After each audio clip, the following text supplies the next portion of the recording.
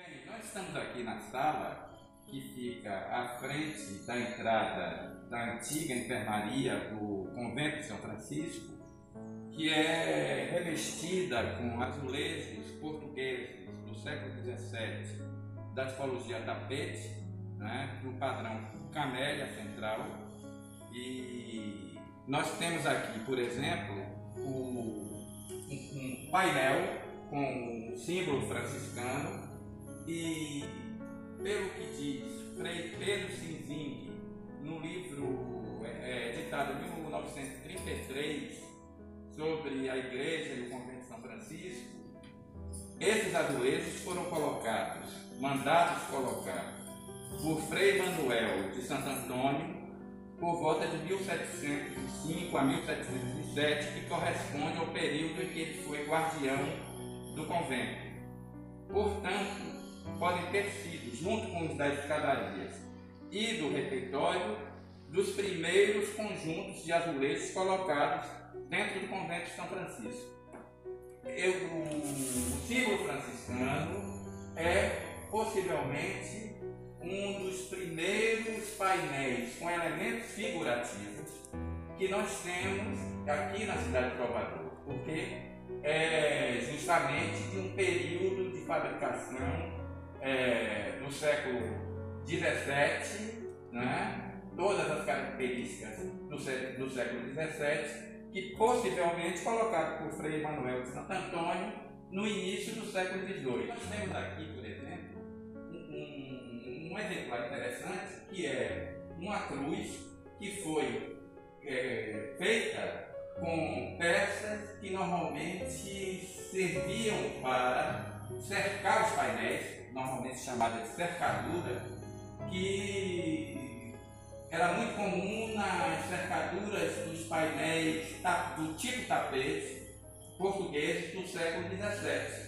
Então, o autor desse trabalho, quem fez essa adaptação, foi de uma interessante criatividade ao aproveitar peças de cercadura de painéis do século XVII e criar essa cruz que nós temos aqui nessa sala. Normalmente a azulejaria tapete, que vai surgir em Portugal lá pelos fins do século XVI, né, quando há uma decaída do que seria a arte mais erudita dos Matos, Francisco de Matos e Marçal de Matos, que tinha um domínio muito grande do desenho e da pintura. Essa arte dos tapetes, normalmente ela foi feita, né, essa arte, por artesãos. Não eram artistas que tinham domínio erudito da pintura e do desenho, mas eram artesãos bem habilidosos e que produziam toda essa azulejaria inspirados nos tecidos ítalos-flamengo, nas estampas dos tecidos ítalos-flamengo que circulavam na Europa naquele momento.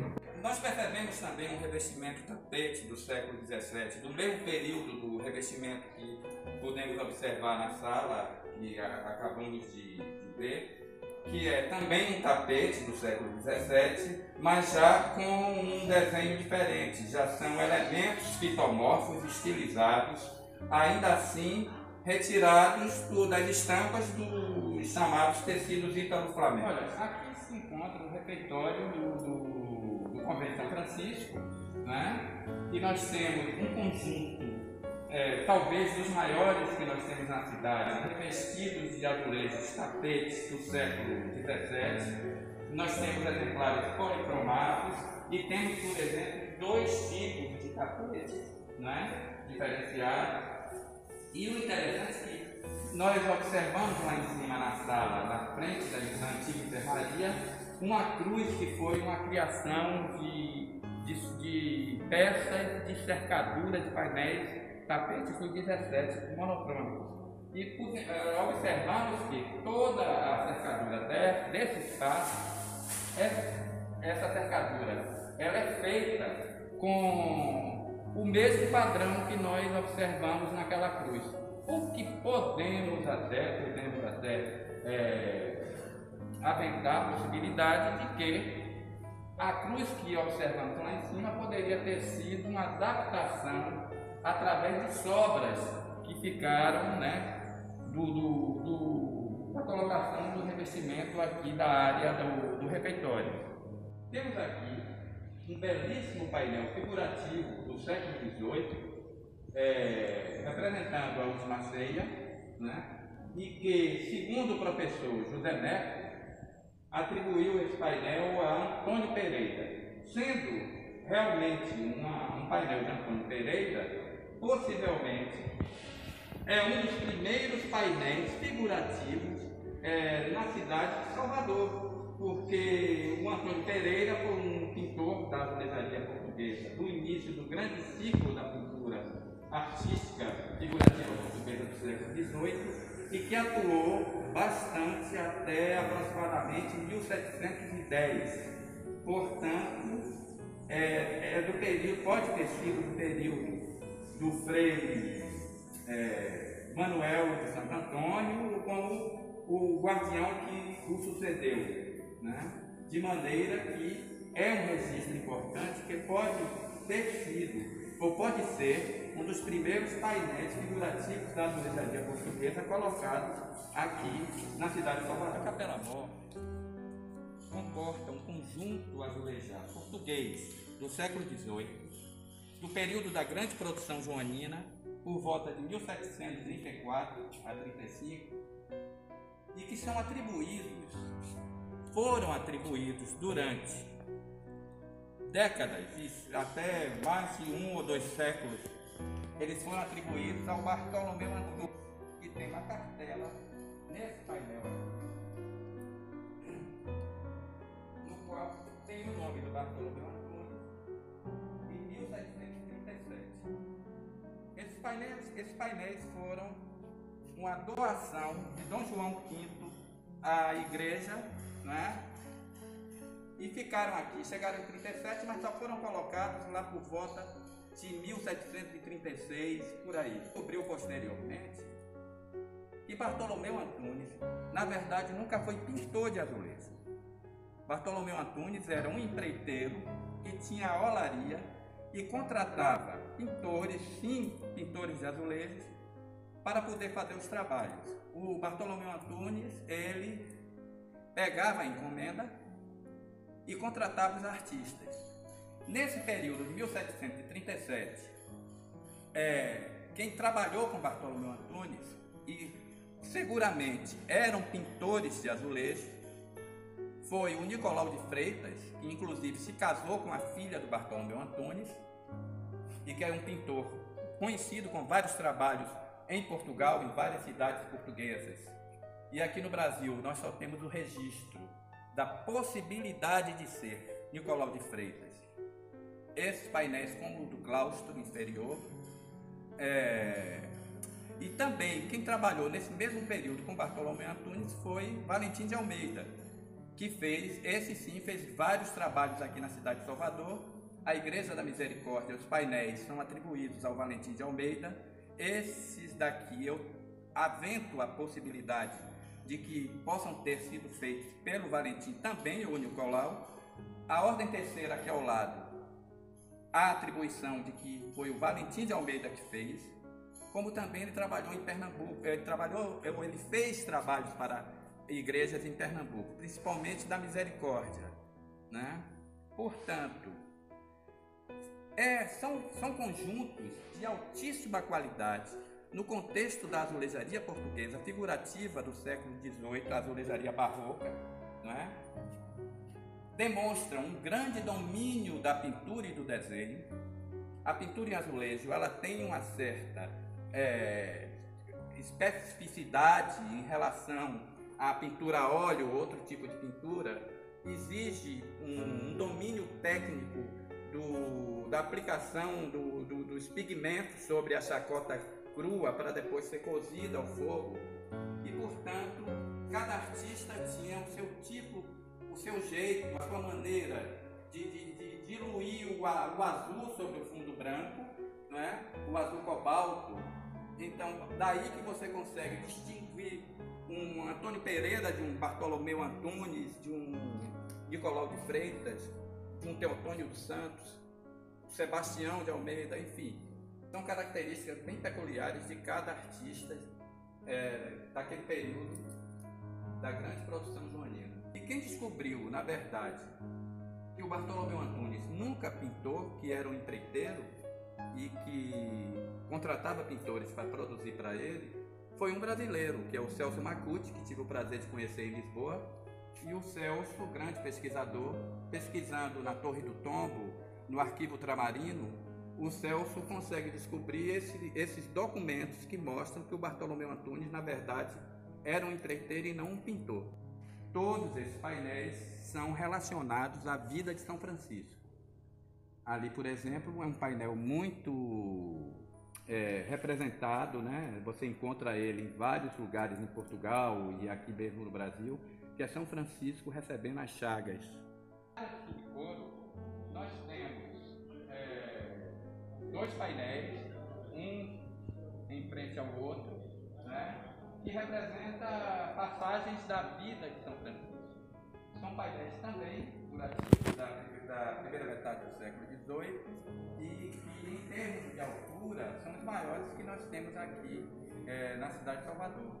Aqui na portaria nós temos um conjunto de painéis de azulejos portugueses da segunda metade do século XVIII, diferente do que nós encontramos lá dentro, né, da igreja, e que são painéis que representam frades eremitas, né, e que já tem características do elementos rococó, né, dos fusteados que rodeiam o tema central e pedaços, partes do painel imitando, digamos, uma escaiola, né, escaiolado, de maneira que já é uma azulejaria exterior aos painéis que nós vimos na igreja.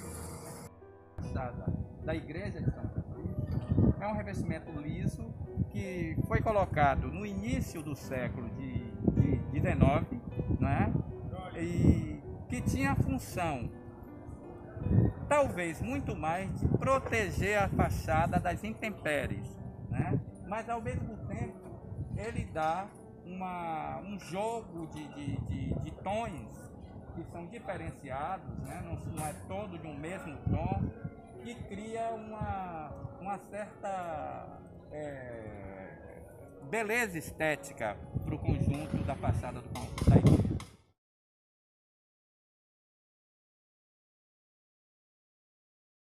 Nós estamos aqui na Igreja do Rosário dos Pretos.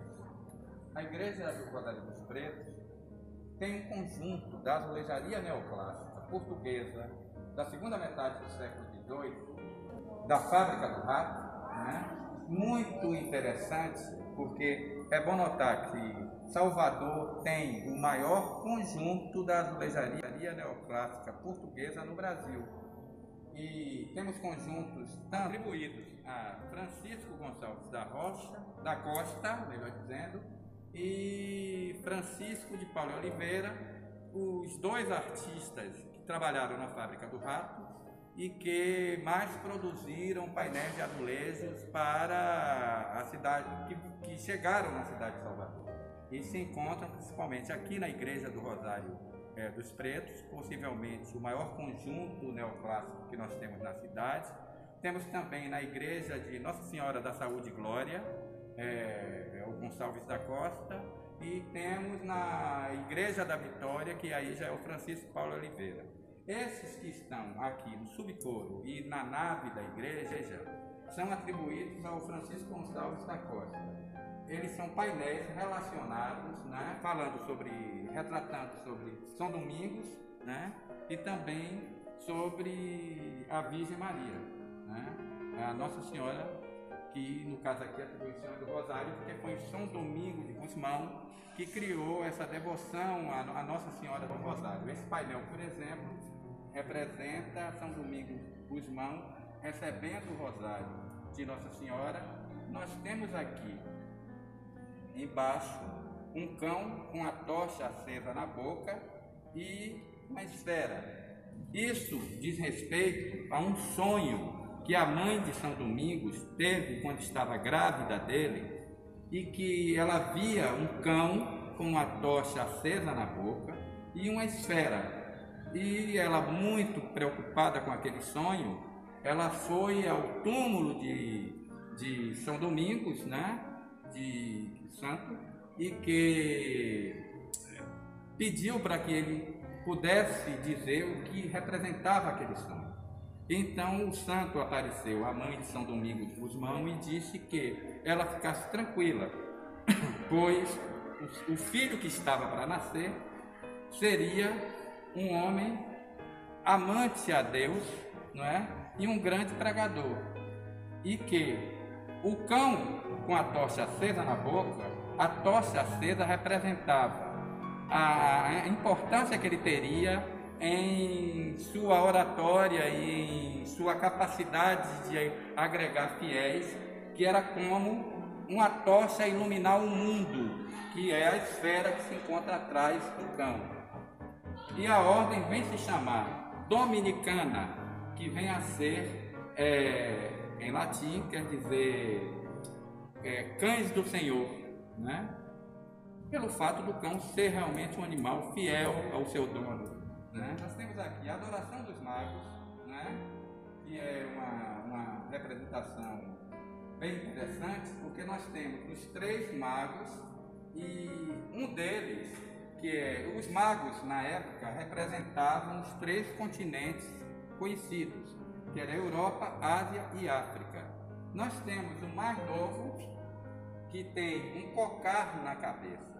Esse cocar, porque após a descoberta da América em 1492, muitos artistas passaram em seus trabalhos, quando da representação da adoração dos magos, a colocar um cocar na cabeça de um dos magos, representando o indígena, ou seja, as Américas, ou seja, o novo continente descoberto, inserindo esse novo continente no contexto de mundo. Nós vamos encontrar um painel com essa mesma representação de um mago com um cocar representando o novo continente, na matriz do Rosário de Cachoeira. Já no caso do matriz do Rosário de Cachoeira, já se trata de um painel figurativo português da primeira metade do século XVIII e que é atribuído ao Valentim de Almeida. São da mesma procedência do que nós encontramos na nave e no subcoro. São painéis produzidos na Fábrica do Rato, que é uma fábrica que foi criada por volta de 1773 pelo Marquês de Pombal, após o grande terremoto de 1755, o grande terremoto de Lisboa. Por volta de 1773, um pouquinho depois, né, já estavam nessa fábrica seguramente o Francisco de Paula e Oliveira, e o Francisco Gonçalves da Costa possivelmente também já estivesse por lá. São painéis bem interessantes, né, e que esse daqui, que é uma coisa muito rara talvez na iconografia que nós encontramos sobre São Domingos, né, que é a Batalha de Lepanto, na qual a frota católica consegue impedir a invasão dos turcos ao restante da Europa e que, numericamente bem inferior à frota turca, a frota católica, o exército católico consegue vencer essa batalha, que ocorreu justamente no dia de Nossa Senhora do Rosário, que foi a ela foi atribuída essa vitória.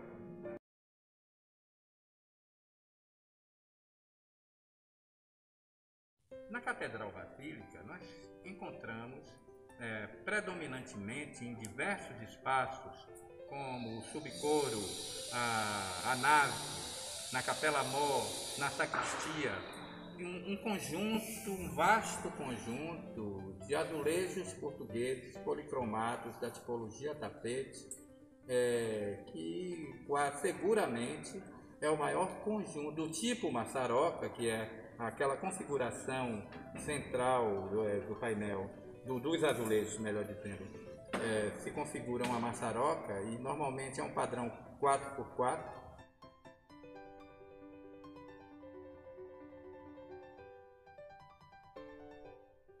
Na Catedral Basílica, nós encontramos também painéis figurativos na área que dá acesso à antiga biblioteca e que encontramos figuras de convite, que são representação de figuras humanas e que isso foi muito utilizado no século XVIII, né, durante o período da azulejaria figurativa, e que, no caso da catedral, nós temos criados que orientam o transeunte ao roteiro que ele tem de seguir. Nesse caso, eles apontam subindo, como se indicasse para que subissem a escada que dá acesso à antiga biblioteca. Isso era muito comum também, encontrar espaços com representação de soldados, como se estivessem a defender ou guarnecer aquele espaço.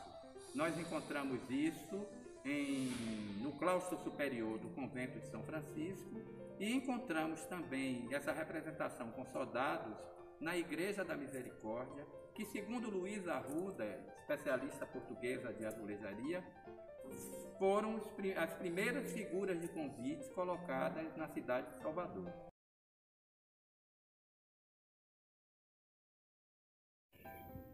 Todos os painéis, que se encontram aqui na portaria do Convento do Carmo, tem medalhões, são painéis da azulejaria portuguesa, já com características neoclássicas, e Dona Maria I do neoclássico, e que são compostos de medalhões, todos eles no seu centro com símbolos marianos relacionados à Nossa Senhora. É uma azulejaria que quase com certeza podemos dizer que é da produção da Fábrica do Raio. Há um trabalho muito interessante do professor Pedro Moacir Maia, que fala justamente sobre esse conjunto aqui existente, esses painéis, e ele descreve detalhadamente cada símbolo mariano que estão representados dentro desses medalhões. Algo bem interessante que encontramos também aqui no Convento do Carmo é uma pintura imitando o painel de azulejo. Em determinado momento,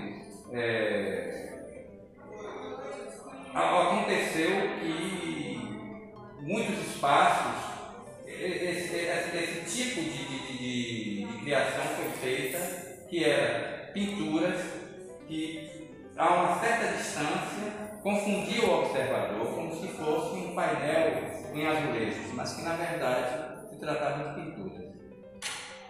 Na capela do Convento do Carmo, nós encontramos um conjunto bem significativo, interessante, da azulejaria figurativa portuguesa da primeira metade do século XVIII, com temas relacionados aos carmelitas, ao profeta Elias, as molduras retilíneas com elementos de fitomorfos, estilizados, e a barra, uma das barras abaixo do painel, abaixo das cercaduras do painel, são compostas por azulejos do tiro isolado de portugueses, possivelmente início do século XVIII, e que é uma influência que a azulejaria portuguesa sofreu da azulejaria holandesa de Delft, que tinha muito esse fazer azulejos com motivos isolados. É um conjunto muito importante, muito interessante, que já sofreu intervenções, com perdas de peças do painel.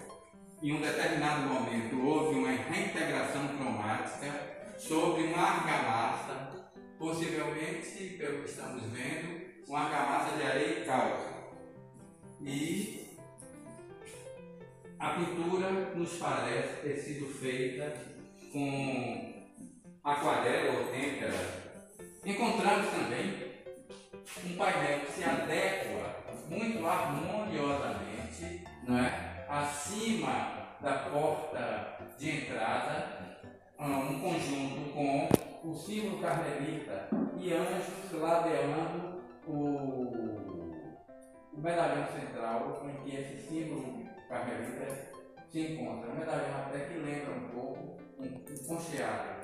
Na parte da frente de entrada da capela temos um conjunto assemelhado ao da parte de dentro, né? Que também se compõe harmonicamente, sendo que os azulejos que seguem logo após a porta, ele tem elementos que se integram como se fosse uma continuação dos elementos arquitetônicos da própria parede. Do carro, nós encontramos esse pequeno conjunto de azulejos tapetes do século XVII, que, segundo até José Neto, quando esteve aqui no ano 2000, disse ser um padrão não muito comum. É uma azulejaria que se diferencia das outras que observamos no São Francisco, por exemplo, e na Catedral, pelo fato de que é uma azulejaria tapete monocrômica, o azul sobre fundo branco.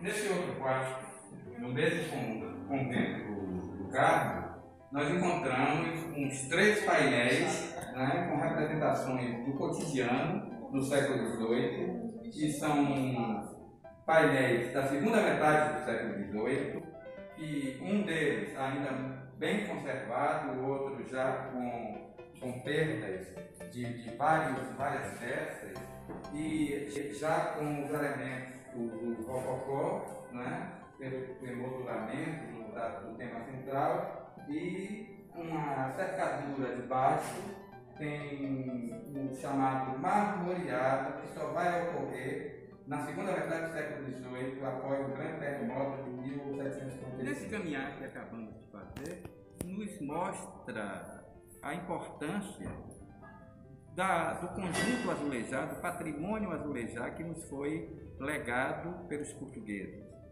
O azulejo em Portugal surge do século XVI, né? A princípio, até fins do século XV, Portugal importava azulejos da Espanha.